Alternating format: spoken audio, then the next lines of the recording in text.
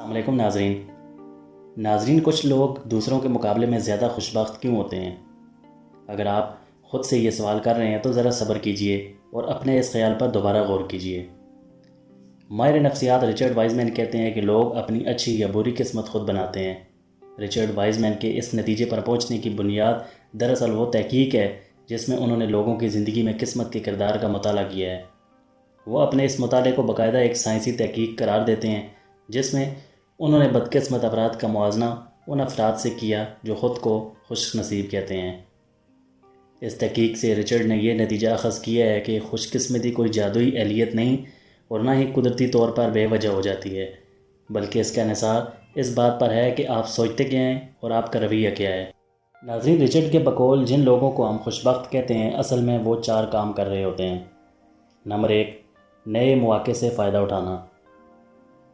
خود کو خوش نصیب کہنے والے لوگوں میں یہ اہلیت ہوتی ہے کہ وہ کسی بھی نئی موقع کو نہ صرف پہچان لیتے ہیں بلکہ اسے درست وقت پر دبوچ بھی لیتے ہیں، اور جب انہیں آگے بڑھنے کا نیا موقع نظر آتا ہے تو وہ ہنسی خوشی اس سمت میں چل پڑتے ہیں۔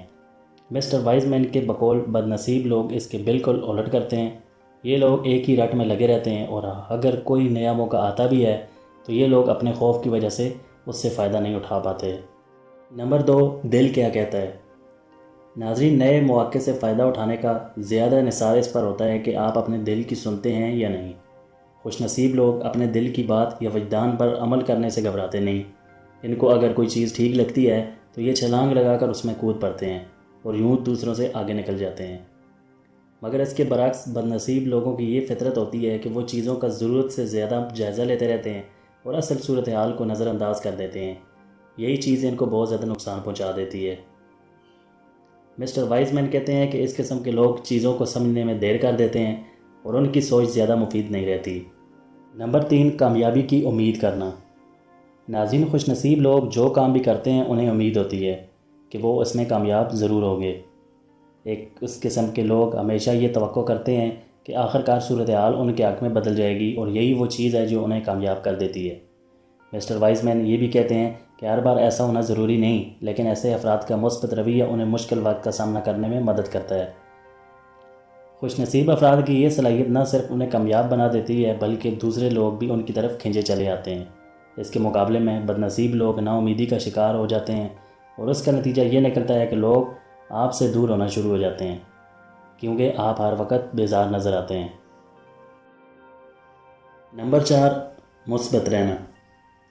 ناظرین، مسٹر وائزمین کا کہنا ہے کہ سب سے اہم چیز مثبت رہنا ہے۔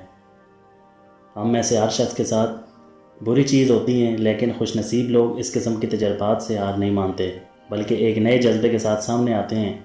یہ لوگ اس قسم کی چیزوں سے سبق لیتے ہیں اور اپنا سفر جاری رکھتے ہیں، جس کا نتیجہ یہ ہوتا ہے کہ بدقسمتی بھی خوش بختی میں بدل جاتی ہے۔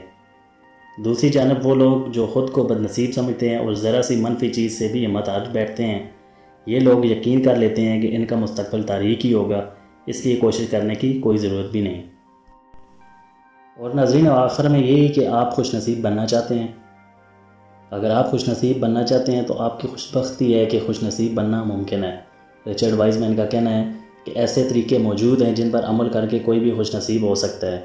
ان میں ایک تکنیک یہ ہے کہ اپنا مستقبل سنوارنے کے لیے آپ ایک خوش نصیبی کی ڈائری بنائیں جس میں آپ وہ چیزیں لکھیں جو اچھی ہوں۔